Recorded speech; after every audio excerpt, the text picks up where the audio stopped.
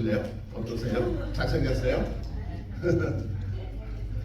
에베소서 2장 10절에 우리는 그의 만드신 바라 80억 인구가 있는데 같이 생긴 분은 한 분도 안 계세요. 자, 옆에 분들을 바라보시고 당신은 하나님의 걸작품입니다. 한번.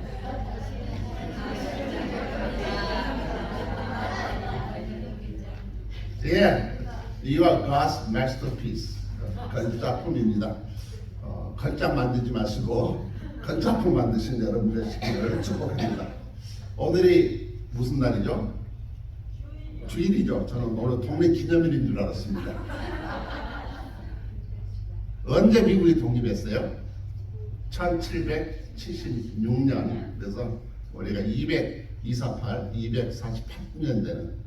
자, 여러분이 과연 플로리다 살 수 있는 자격이 되는지 플로리다 시민권 시티즌십 테스트를 하겠습니다. 플로리다는 언제 몇 번째 주가 되었을까요? 아시는 분? 저기 선든 사람 보니까 전에 TV로 보이는 거.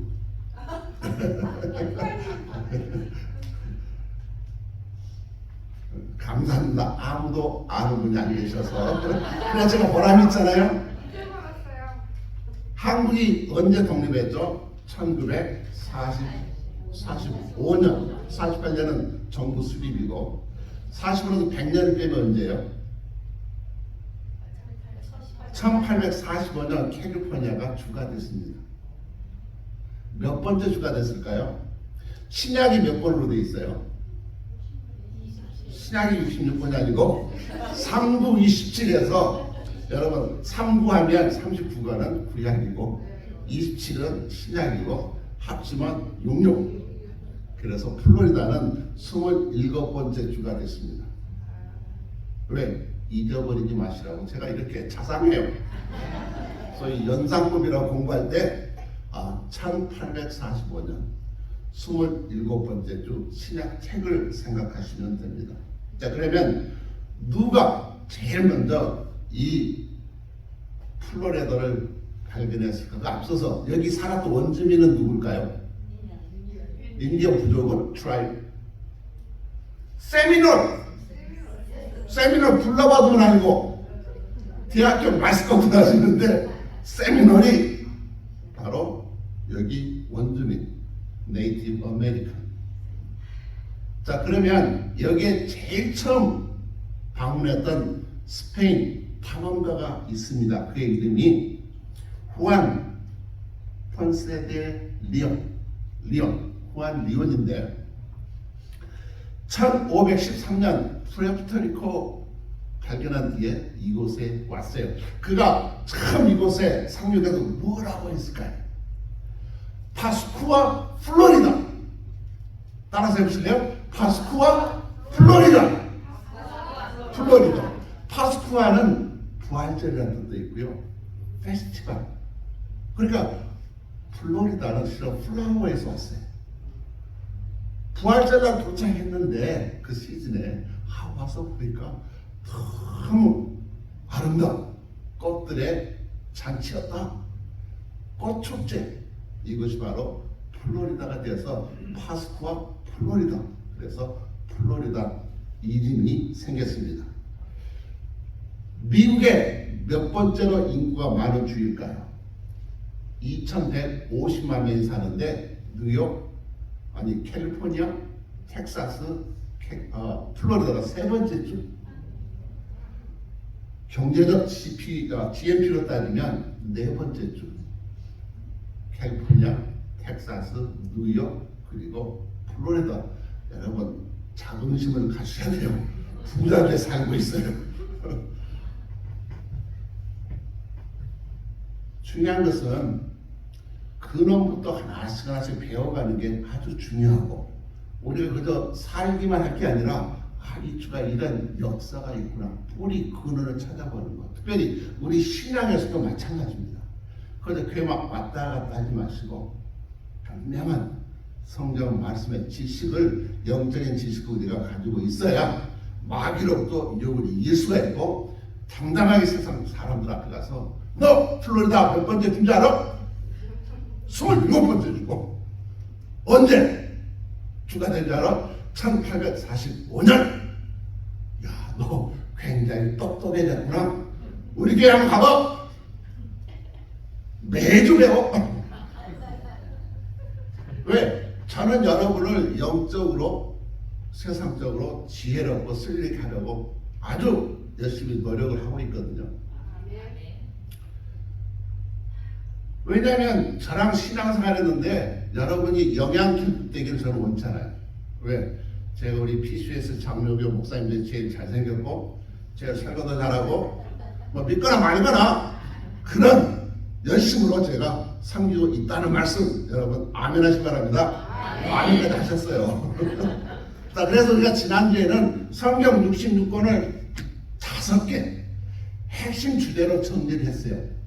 5개 신앙이다. 지난주 빠지시면 이 기약을 또 놓쳤어.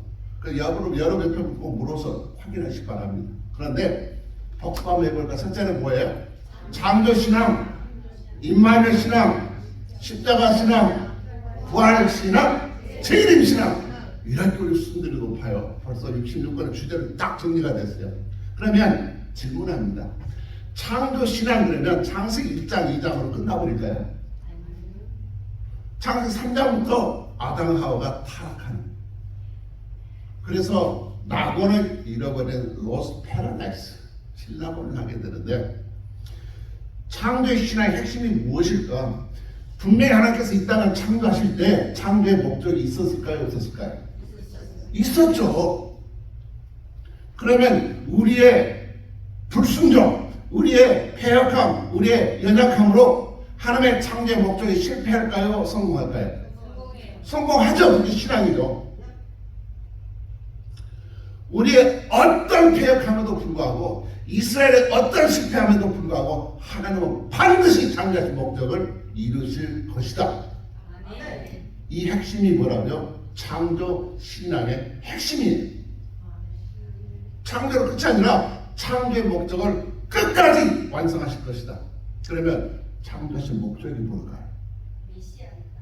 예, 그냥 말씀하지 마시고 성경을 통해서 우리가 답을 찾겠는데, 자, 열심히 대답하시면 좋습니다.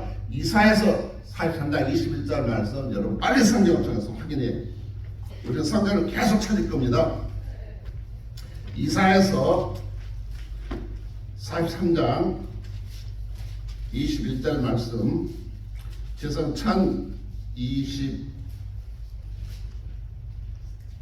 1020페이지인데 제 성경으로는 이사야서 43장 21절 말씀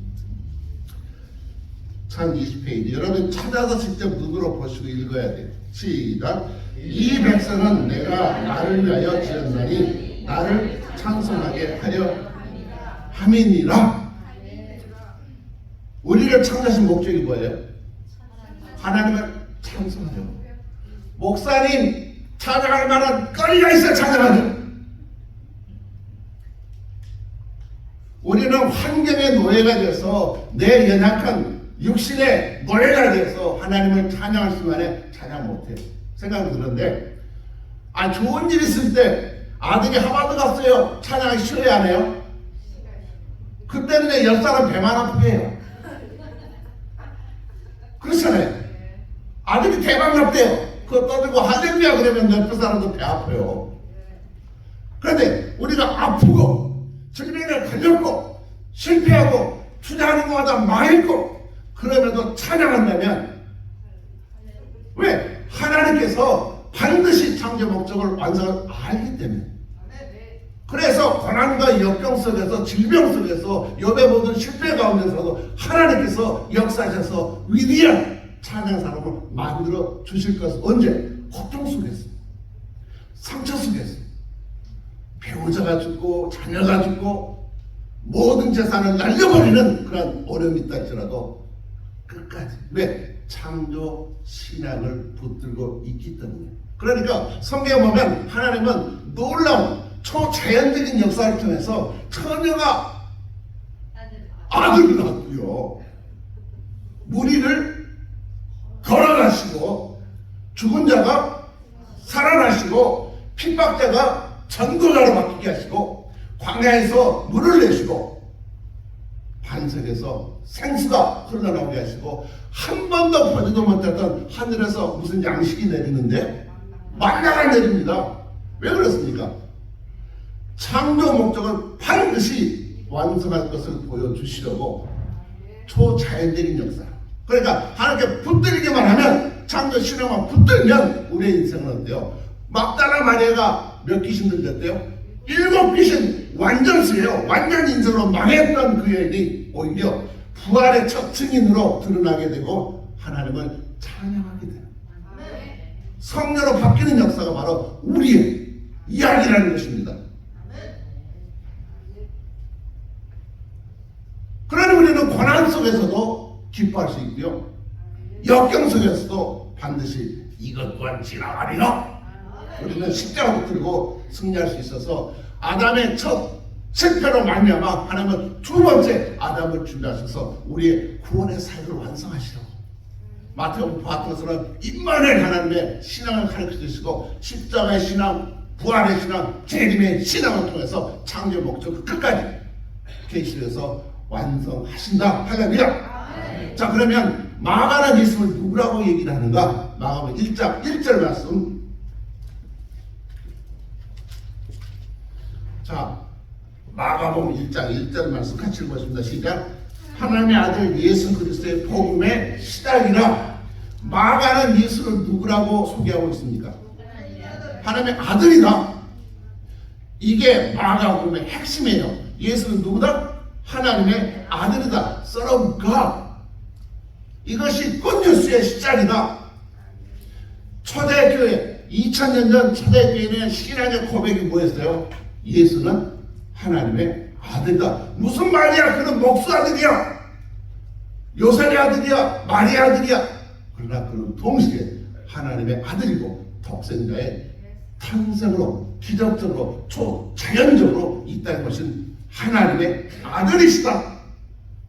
옛날에 왕이 행차하면 물러가라, 왕이 지나가신다 하고 길을 전부 준비를 하면 백성들은 땅에 엎드려서 왕이시여 이렇게 절을 했어요.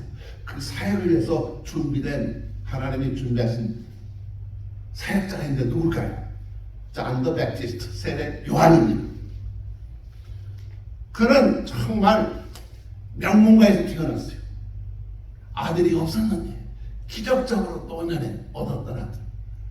그러니까 온 이스라엘이 야 정말 놀랍다, 기적적인 탄생 이야기가 있어요. 세례 요한과 예수님은 6개월 차인데 뭐한 친척반대고요, 정말 기적적인 출생에 공감대가 있었어요. 그런데 이제 그가 성인이 돼가지고 야 그를 보니까 낙타 털옷을 입고 가죽진을 띄고 음식을 뭐 먹었대요?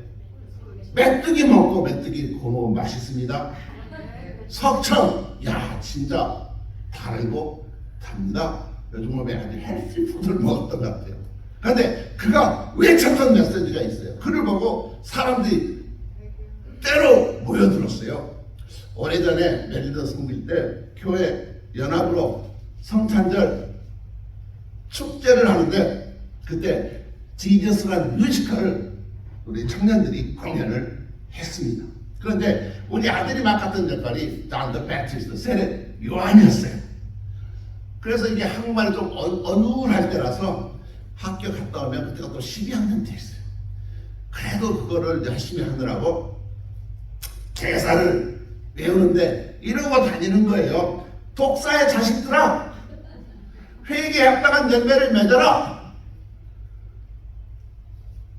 그래서 계속 방에서도 복도에서도 독사의 자식들아, 회개에 합당한 열매를 맺어라. 자꾸 나를 쳐다보고 독사의 자식들아, 회개에 합당한 열매를 맺어라 하니까 제가 오금이 저리는 거예요. 하나님 우리 아들을 죽어서 나를 지금 회개하라고 그러시는구나. 세례 요한이 모이는 군중들에게 독사의 자식들아, 회개에 합당한 열매를 맺어라. 누가 너희를 보고 입막한 건 피하라고 나에게 뭐라고 하느냐. 그러면서 착 안수하고 물을 세례줬어요. 많은 사람들이 그러면서 유대인들이 오랫동안 뭘 기다렸어요? 메시아가 오기를. 혹시 당신이 메시아가 아닌가요? 그랬더니 세례관이 그러면 좋겠지만 나는 아닙니다. 내 뒤에 강한 분이 오십니다. 그런데 그분은 나는 물로 세례를 주지만 그분은 불과 성령으로 세례를 주십니다. 물 세례는 사람이 그때만 효과가 있어요. 그럼 성령과 불세례 사람 완전히 뒤집어놓는 새 사람을 건다는 게 성령의 역사입니다. 이런 놀라운 그 세례 요한의 겸손을 통해서 그리스도가 메시아가 지금 오고 있습니다를 암시했던 게 세례 요한의 사역입니다. 자, 그러면 그때에 예수님은 어디에서 못하고 계셨을까요? 오늘 본문 다시 9절 말씀 마가복음 1장 9절입니다. 자, 나보다 능력 많으시다 내 뒤에 오십니다 했을 때 그때 9절 같이 읽으시죠. 그때 예수께서 갈릴리 나사렛으로부터 와서 요단강에서 요한에게 세례를 받으시고 했습니다. 그 전까지는 예수는 어디 사셨어요? 갈릴리 나사렛. 거기서 뭐 했어요? 목숨. 뭐를 제일 잘 만들었대요? 멍에를 잘 만들었대요. 멍에 노래 생각나네.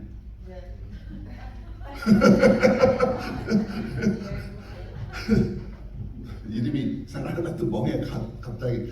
근데 예수님이 그 깎았던 멍에는 서두를 두 마리 이렇게 해서 딱 떨어지지 않게 요크 같은 거 있잖아요. 예수님이 제일 잘 만들었대요. 그러니까 수가 복은 진진 다 내게로 오라. 내가 너희를 쉬게 하리라. 그것을 쓰던 멍에를 잘 만들었더니 사람들이 나사렛에서 예수 카펜터가 최고야. 서들이 멍에를 잘 내.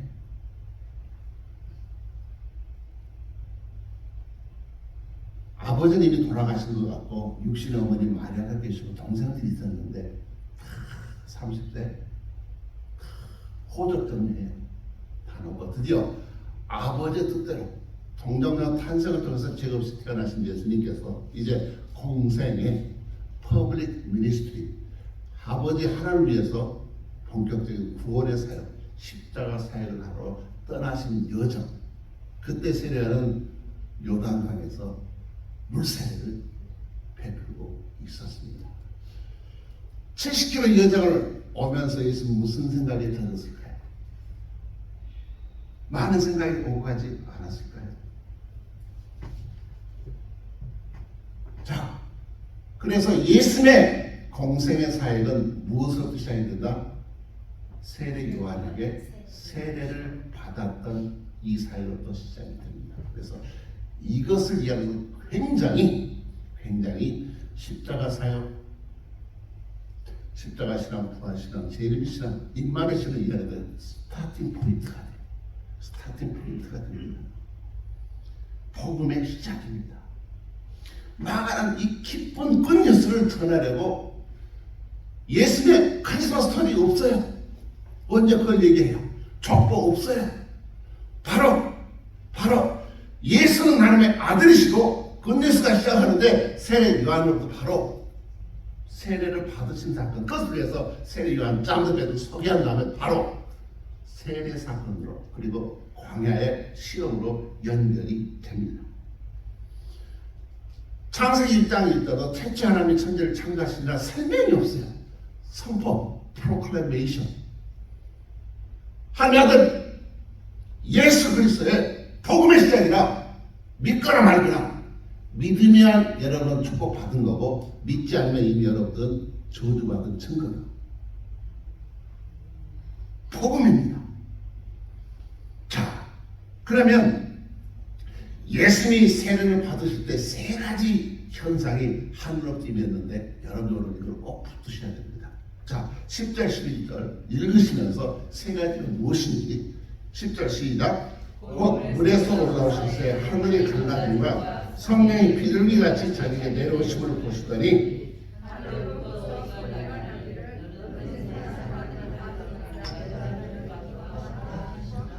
첫째가 뭔가요? 하늘이 갈라졌습니다. 두 번째, 성령이 임하셨습니다. 세 번째, 하늘에서 소리가 났습니다. 자, 이게 순서가 더 중요해요. 하늘이 갈라졌고 성령이 임했고 하늘이 열리고 하나님의 음성이 들렸습니다. 하늘이 찢어지지 않으면, 열리지 않으면 성령이 오실 수가 없어요. 하나님의 음성이 들릴 수가 없습니다.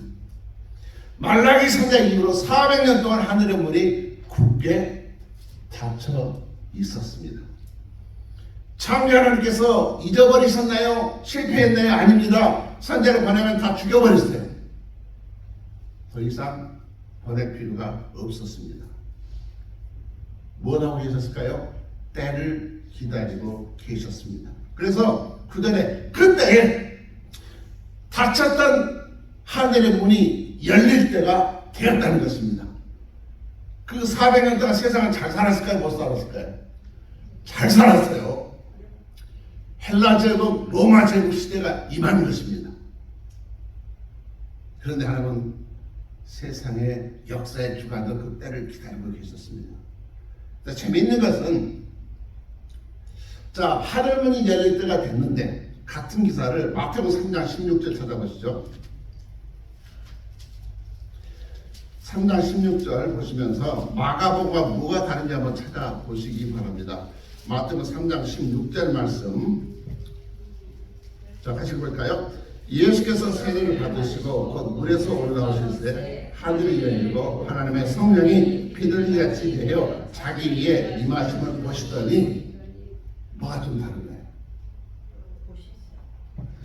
자, 하늘이 마태와 누가는 열렸다, 이고이스라는 단어를 쓴 데 반해서 마가는 이상한 단어를 씁니다. 스키조, 하늘이 갈라졌다. 그러면 이 갈라졌다는 게 무슨 말인가? 성경에서 이 스키조를 썼던 다른 본문을 보면 이게 이런 뜻이구나. 마가복음 15장 38절 빨리 찾아보십니다. 여기에 스키조가 어떤 말로 쓰였을까요? 마가복음 15장 38절, 제 성경 84페이지인데 계속 하다 보면 성경 열심히 잘 찾게 됩니다. 시작. 이에 성서기장이 위로부터 아래까지 찢어져 둘이 되니라. 스키조가 뭘로 번역되어 있어요? 찢어졌어요. 열리고 찢어졌다. 여러분, 선물을 아니 테이프로 그냥 완전히 박스를 다 했어. 그러면 이거는 열어야 돼요, 찢어야 돼요? 테이프로 팍팍 붙여버렸는데 열려요? 찢어야 돼요. 부담주다 찢어야 돼요. 여러분, 택배 왔으면 박스를 막 찢어요? 가만 열어요? 저는 가만 열어요. 혹시 리턴할 때 안 돌려줄까봐 조심조심. 근데 일부 예배 때는 요즘 목사님 찢어도 다 리턴해줘요 그러더라고요. 참 좋은 플랜을 쌓이는데, 옛날에는 제 상식으로 찢으면 안 되는데, 하여튼 찢었다는 얘기는요, 다시 원이 찰 수 있다는 게 없다는 거예요. 하늘이 찢어졌어요. 다시 닫히겠다는 거예요. 계속 열어두겠다는 거예요. 그래서 사도행전에 그 찢어진 하늘을 통해서 누가 오세요? 오순절날에 성령이 임하시고, 스데반이 순교당할 때 그 찢어진 하늘 통해서 보좌에 서 계신 예수 그리스도의 영광을 바라볼 수 있었습니다. 두 번째, 하늘이 찢어지자 누가 오셨어요? 성령이 오셨어요.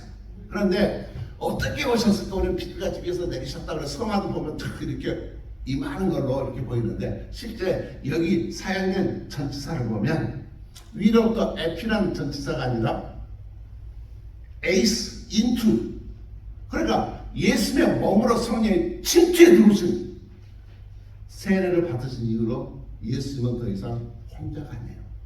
성령님과 함께 동행하며 동사 사역을 하십니다. 그래서 성령 항상 예수님은 성령 충만했다고 표현을 하고 있는데, 세례를 통해서 성령이 들어오셨고 성령 충만했습니다. 그래서 성령이 함께 구원의 사역, 십자가의 사역을 이루어가시고 계속해서 중보하시면서 도와주십니다. 그러면 성령 사역의 핵심은 무엇일까? 요한복음 16장 9절 찾아보시죠. 요한복음 16장 9절 말씀 8절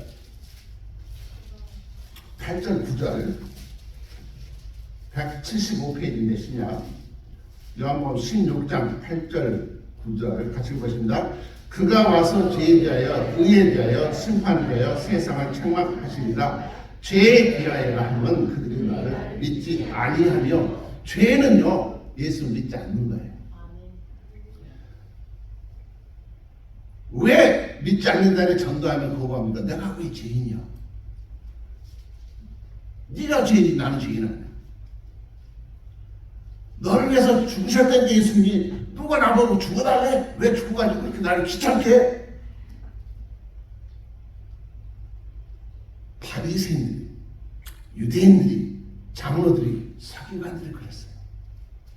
자기들은 의로운 자지 죄인이 아니에요.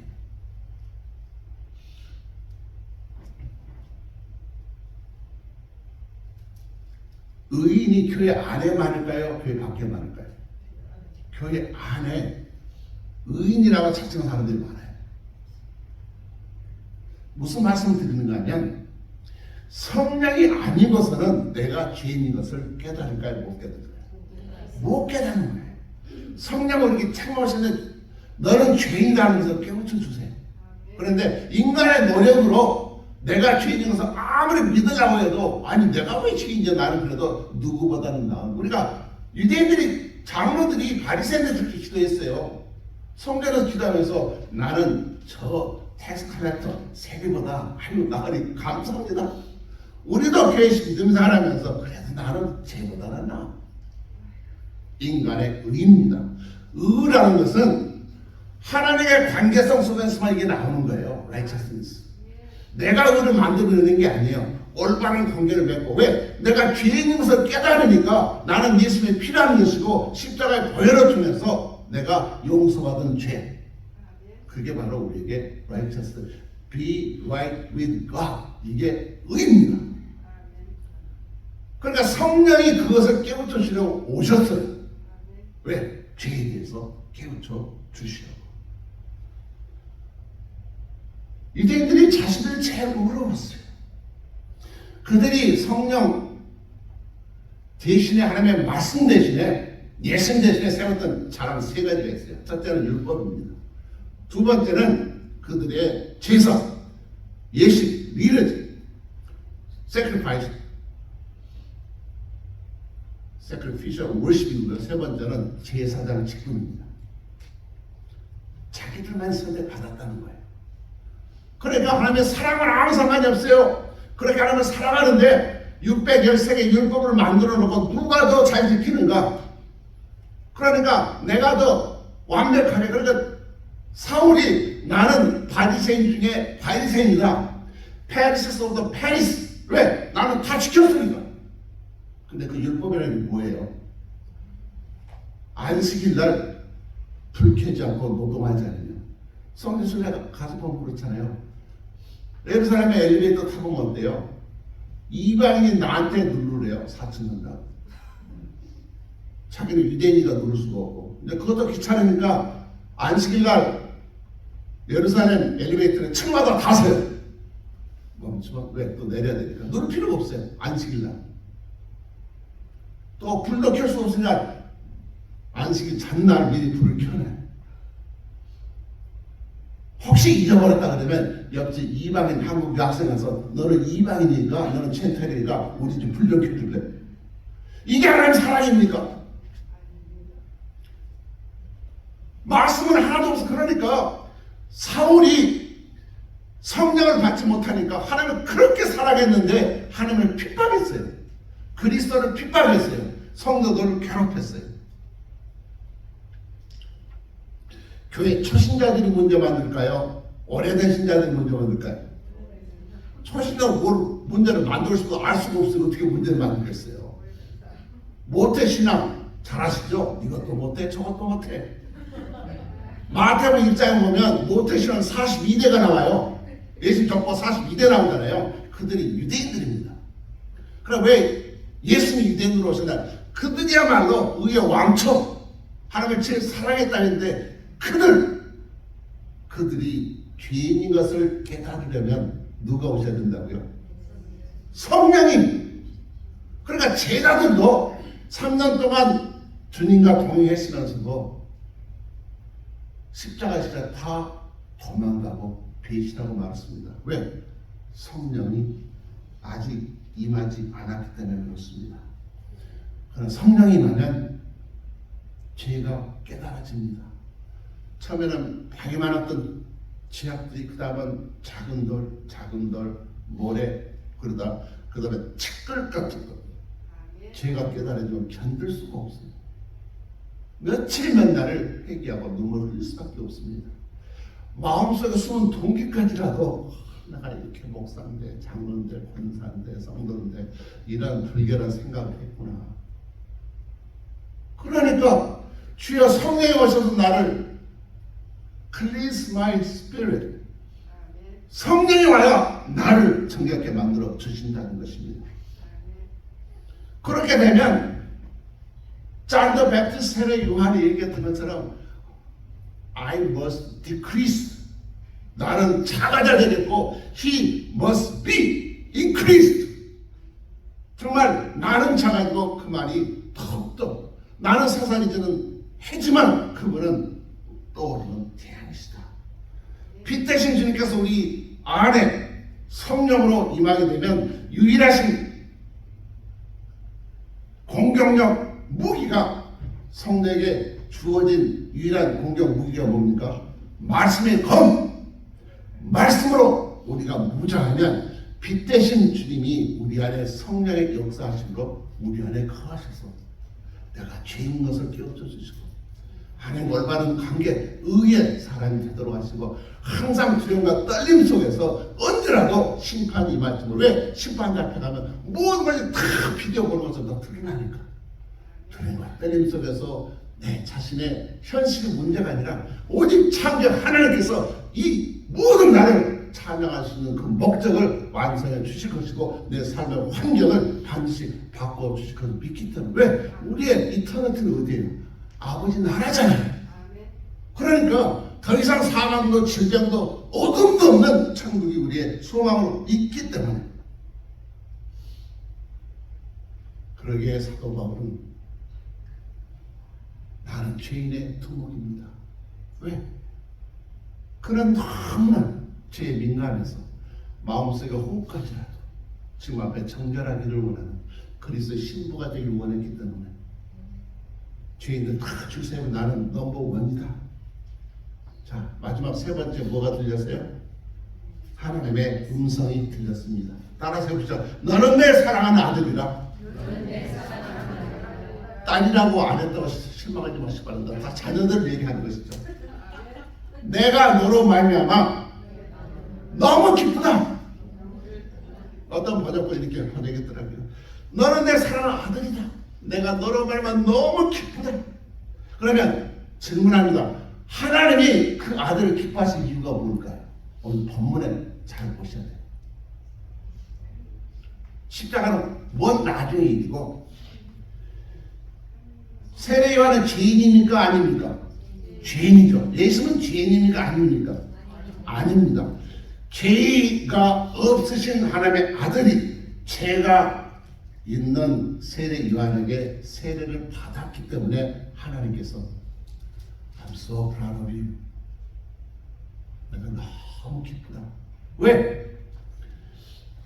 예수님의 죄가 없으지만 자신을 죄인의 옷을 입고 죄인처럼 나오셔야 세례를 받아야만 우리 죄를 위해서 십자가에서 대속의 죽음을 감당하실 수가 있기 때문에 그렇습니다. 신은 안 죽어요. 그러나 육신은 죽습니다. 부활의 산소만 있기 위해서 예수님은 반드시 죄의 세례를 받으시고 우리를 위해서 십자가에서 죽으시고 그 몸이 찢겨짐으로 성소와 지성소를 맡고 있던 휘장이 찢어짐으로 더 이상 동물의 피를 통하지 아니하고 우리가 단번에 지성소에 들어가서 아버지를 아버지라고 아빠 파더라고 고백할 수 있어 하늘의 신령한 축복을 마음껏 누릴 수 있는 축복의 길이 활짝 열렸기 때문에 그렇습니다. 예수님은 완벽한 하나님이시면 완벽한 동시에 인간이셨어요. 우리는 예수님이 육체적으로 얼마나 우리가 똑같은 성격을 가지신 인간이라는 사실을 놓칠 때 많아요. 그러나 겟세마네 기도를 보면 정말 마음이 와닿아요. 십자가를 보면 정말 주님이야말로 내 고통을 하시는구나. 85분에 여러 번 당했던 그 아픔에 눈물이 있어요. 주님이 그렇게 기도하시죠. 아버지, 내가 이 잔을 꼭 마셔야 되겠습니까? 이 잔은 와인 잔이 아니라 십자가입니다. 아버지는 전능하신 하나님이시고 나는 하나님의 아들인데 내가 왜 죽어야 합니까? 이 잔을 옮겨주시면 안 되겠습니까? 육체적인 자기 욕망이 다 있어요. 너무 힘들어요. 3번씩 기도했습니다. 그럼에도 어떻게 예수는 끝까지 승리의 길을 할 수 있었을까? 우리는 당연히 하나님의 아들이 아니에요. 우리가 똑같은 시험과 갈등 속에 있었지만 그때마다 사역의 시작이 어디부터 시작했다고요? 오늘 배프티스트 세례 받으실 때에 하늘이 찢겨지고 성령이 임하시고 아버지의 음성을 들었기 때문입니다. 너는 내 사랑하는 아들이고 내가 너를 기뻐한다. 너 때문에 너무 기쁘다. 왜? 죄인이 아닌데 순종의 길을 갔습니다. 그리고 궁극적으로 십자가의 길을 갔습니다. 여러분, 한 남자가 여인을 향해서 내 진정 너를 사랑한다. 여러분, 그것 때문에 속아가지고 평생을 바쳤잖아요. 뭐 속았다만 해서 미안하지만 우리 다 연약한 존재들입니다. 부족합니다. 그런데도 그 사랑의 말을 믿고 현해탄을 건넜어요. 휴전선을 건넜어요. 태평양을 건넜습니다. 플로리다까지 왔습니다. 그 말을 믿었기 때문에 믿고 싶어서 내 존재감을 찾기 위해서 끝까지 내 삶을 바쳤던 역사. 왜? 내가 너를 사랑한다. 그런데 하물며 전능하신 창조주 하나님께서 우리가 고통의 현장에 있을 때 인생을 포기하고 싶은 어떤 절망 속에 있을 때 나에게 찾아오셔서 내가 너 사랑해. 너를 너무 기뻐. 십자가의 예수가 내가 독생자 버리기까지 내가 너를 사랑해. 여러분, 꼭 주님의 음성을 들으시고 고통의 현장에서 담대히 일어나셔서 창조주시는 하나님을 찬양하시는 God's masterpiece, 하나님의 위대한 건작품 되시길 축복합니다. 설교 끝.